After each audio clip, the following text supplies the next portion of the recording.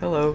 So I've received a lot of requests about having my Volo cosplay based on his outfit from Baldur's Gate 3. Fortunately, between making him and today, I moved across the country and I lost a lot of the footage I took during his creation. Some of it was able to be recovered.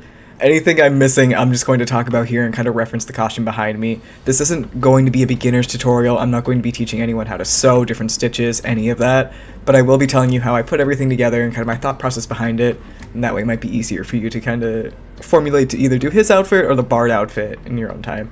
So the biggest part of him, most obvious part, is going to be this vest coat thing over here. In the game, this piece is actually a vest and a shirt, and the sleeves are like a separate piece.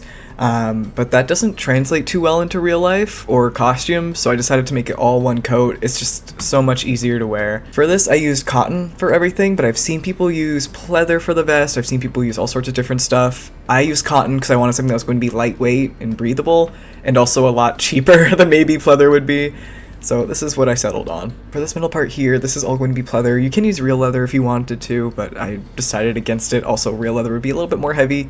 So it's just pleather, a piece of foam in the middle, and then I used actual metal buckles on the ends. Making this, I didn't use any specific pattern, but I did base it off of this. It's Simplicity S9095.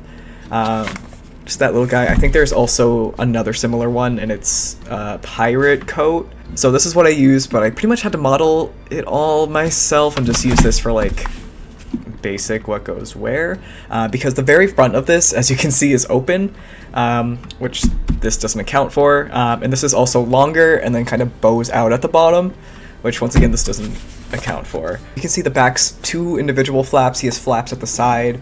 And then he also has this gold piece in the middle. So I'm going to talk about the vinyl and the rope in a little bit. I honestly just went around with some bias tape that I made, sewed that down over the raw edges, and then I moved on to the sleeves. Okay, so to start the sleeves, I had to sew these strips together, kind of like what I did for Beetlejuice. I don't remember how big these ones are, but it's going to change depending on how big you need it. And then we have these little 2-inch strips, and then this bottom piece was just like a big rectangle. For these top pieces, in addition to sewing them down, you're also going to want to go, I don't think you can see it on camera, but you're going to want to add another stitch, like maybe a 1/4 inch from that seam, because that's what he has in the game. It's not on his pants, it's only on this part of his like costume. Top and the bottom part on here are like these scrunched up ribbon pieces, and then I just did top part onto the scrunched up ribbon, onto this middle elbow part, onto the scrunched up ribbon, and then onto this bottom part that's going to go around your forearm. This was hard to find a color match for. I think it's supposed to be white. It doesn't look white in game, but I think it's just the dirt and the shadows. I ended up going with white anyways. If you wanted to use more of a cream color, you could do that. It's up to you. So I'll talk about the vinyl and rope in a second, but after I added the vinyl and rope on, to get these wings, I just kind of did a trial and error, kind of measured around this, how much I would need, and then I folded the raw edges up into the sleeve. People aren't really going to see that part, so it doesn't matter too much. Onto the part that took the longest, the vinyl and the rope. So I measured these all out with chalk to begin. I think these little stars are about 4 inches for me. They might be different for you. So then I had to measure out with chalk where every single square wanted to be. Just kind of, I don't know if I have a video for this. If I do, I'll put it up. Just like diagonal lines blocking out each box, and then another line to show where the rope's going to go between each of these.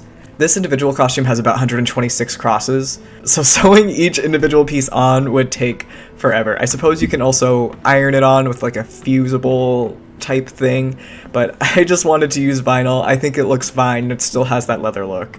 So, ironed those on, and then I took some rope, laid it down and pinned it in place, and then I just sewed straight over the rope. I was kind of worried this rope was going to be too thick at first, but it's actually the right size. I think this is about a 1/4 inch. I had to make sure that when I was sewing this, I would change up what goes over and what goes under. So you can see kind of on the rope's path, you might not be able to see because the camera's kind of bad. This goes over, and then it goes under, and then it goes over. You're going to want to make sure you do that because that's how his is in game. Now, if you want to use glue, I think you could do that. I was just worried glue would not be strong enough, so instead I used stitching. Just be really careful, because if any of these get caught on something, like if any of these were starting to let go and this was to get caught on something, it could rip off if you pull. So I'm very careful about where I am.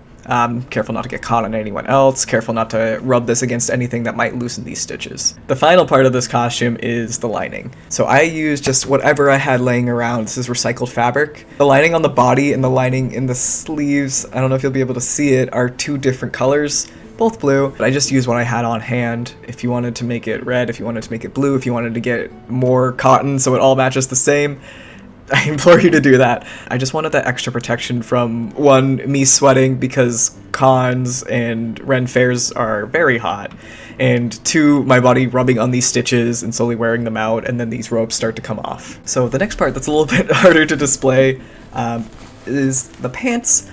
So these are just sewn like normal shorts. I don't have a specific pattern because it's really just a normal short or capri pattern. Elastic was added to the top, so it's very stretchy. Elastic was added to the bottom, and that gives it a very puffy capri look. He also has like this weird garter belt thing that you're gonna have to make. I just did an elastic and put lace on it, but you can do whatever you want for that.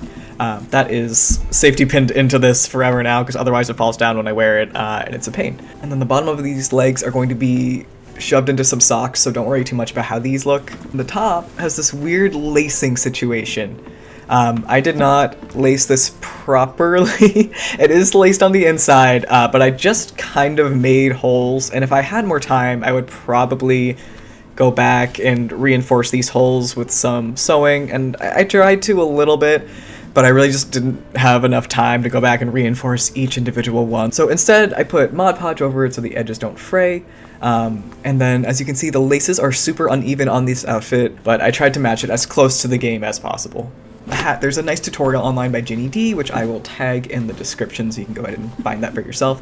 Very, very simple tutorial. I decided not to add lining so you can still see all the interfacing inside. Do that, get the Donald Duck effect there. This is a little bit bigger than my head is because I have to make sure I account for the fact that I am going to be wearing a wig, and this wig is a little bit thicker because it's curly. And then one of my favorite parts of this costume is this scroll bag slash sash. So he does have the sash in canon, so you are going to need something that's just going to kind of rest over there and have this up top and then a little buckle. But the scroll bag is not canon. I really wanted to lean into the kind of the classic D&D Volo, and like the pictures of him kind of has this scroll bag hanging off his shoulder, and it also gave me a place to store my props, like all of these scrolls. This feather actually writes. It is attached to a pen. I made a needle. You can make an ice pick if you wanted to, but the needle's just easier for me to store and take around. It's just a wooden dowel and then beads, and then yeah, you just glue that together and spray paint it and you have that. And this actually fits in my sleeve, so usually I carry around in my sleeve, and then when people ask for photos or they interact with me or they ask for a lobotomy, I can just very easily pull it out. And there you go, you're ready, you have your Volo lobotomy.